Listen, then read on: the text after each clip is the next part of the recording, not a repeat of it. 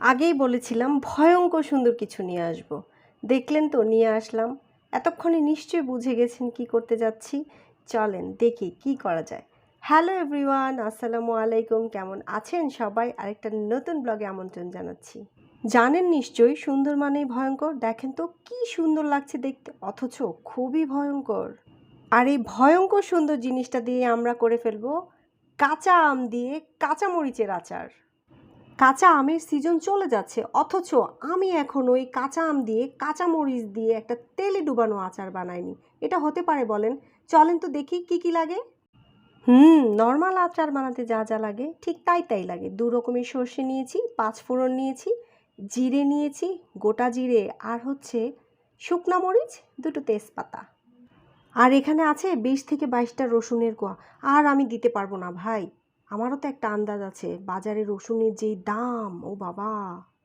দেখেন কেমন ভোলা মন আমার, আসল জিনিসের সাথে পরিচয় করাই দিতে ভুলে গেছি।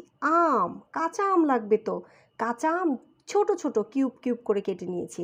তারপর এটার মধ্যে হলুদ, মরিচ, লবণ ছাড়া, লবণ দেয়া যাবে না কারণ আমি এটা তো রোদে শুকাবো না।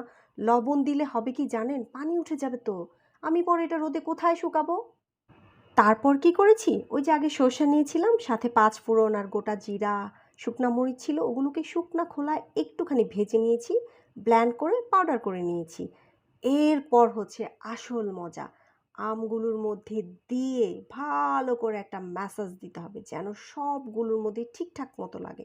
কিন্তু লবণ দেয়া যাবে না কারণ আমি তো রোদে শুকাবো না। লবণ দিলে পরে আমি রোদে শুকাবো কোথায়? এটা আমার জন্য বিপজ্জনক হয়ে যাবে। তবে হ্যাঁ, আপনারা চাইলে লবণ দিতেই পারেন যদি আপনাদের কাছে রোদে দেওয়ার অপশন থাকে। আমার কাছে রোদে দেওয়ার একদমই কোনো অপশন ছিল না। আর আমি আগেও বলেছি, ঝামেলাকে আমি একদমই ভালোবাসি না। সে যাই হোক, তারপর কি করবেন? একটা সুন্দর কড়াইয়ের মধ্যে ইচ্ছা মতো সরষের তেল ঢেলে দিবেন। ওরে বাবা, ইচ্ছা মতো না রে ভাই, 1 ড্রাম ঢেলে দিলে তো হবে না, পরিমাণ মতো। আমি এখানে প্রায় আধা লিটারের কাছাকাছি তেল দিয়েছিলাম কারণ আমার খুব বেশি আচার না। এই কারণে আপনাদের যদি আচার বেশি হয় পরিমাণ মতো দিবেন, আন্দাজ মতো।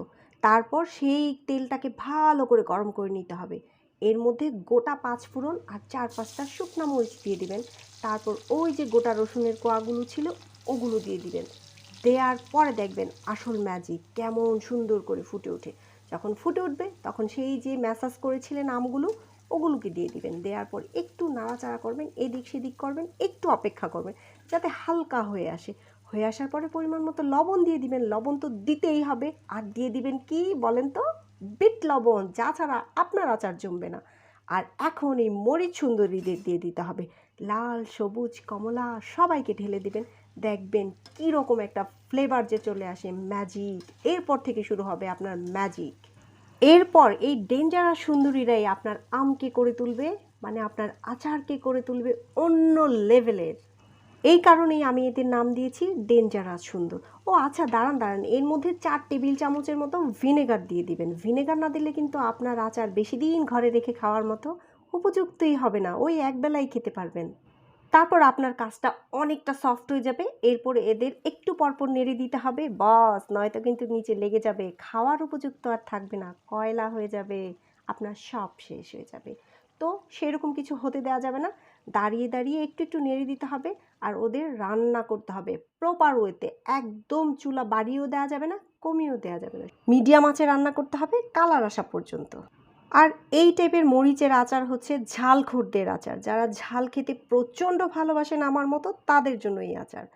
তবে যারা ঝাল খেতে ভালোবাসেন না তারা মরিচ কম করে দেবেন, তাহলেই তো হয়ে যাবে। তবে সেটা আর মরিচের আর আমের মিক্সড আচার হবে কিনা আমি জানি না, কারণ এটা তো মরিচ আর আমের কম্বিনেশন। দুটাকেই সমান পরিমাণ দিতে হবে, তালে এনে জমবে খেলা। আমি খেলা কিন্তু জমিয়ে ফেলেছি। আপনারা যদি জমাতে চান ট্রাই করতে পারেন বাসায়। এটা ভাত, খিচুড়ি, শুটকি, পোলাও, রুটি সব দিয়ে খেতে পারবেন, ইভেন পরোটা দিয়েও খেতে পারবেন। বলে দিলাম, ট্রাই করে দেখেন, সেই লেভেলের একটা আচার। আমার তো ভাই মুখে পানি চলে আসে। এবং জানেন, আপনি এই আচার চাইলে সারা বছর রেখে খেতে পারবেন, কোনো প্রবলেম হবে না। ওই যে বলেছিলাম আগে রোদে দেওয়ার ঝামেলা, এটা রোদে না দিলে কোনো প্রবলেম হয় না। আমরা অনেকেই আছি না, বলেন বাজার থেকে ফালতু ব্র্যান্ডের সব আচার কিনে নিয়ে আসি, কোথায় বানায়, কিভাবে বানায়, কি করে আমরা কিচ্ছু জানি না। না ভাই, জানি আমরা কিভাবে বানাই, তারপরও আমরা ওটা খাই, আমরা খুব মজা পাই। কি দরকার রে ভাই ওরকম একটা আনহেলদি জিনিস খাওয়ার? ঘরেই তৈরি করে ফেলেন না এরকম একটা আচার। আম কিন্তু চলে যাচ্ছে। আই মিন কাঁচা আম চলে যাচ্ছে। আর পাবেন না, ১ বছর অপেক্ষা করতে হবে। আর ততদিন যদি না বাঁচি তাহলে এরকম একটা আচার খাওয়ার দুঃখ নিয়ে মরে যেতে হবে আমাকে। সেইটা আমি সহ্য করতে পারবো না, এর জন্য আমি বানিয়ে ফেলেছি। মৃত্যুর সাথে তো কোনো কথা নাই ভাই, যে কোনো সময় পটল তুলতে পারি।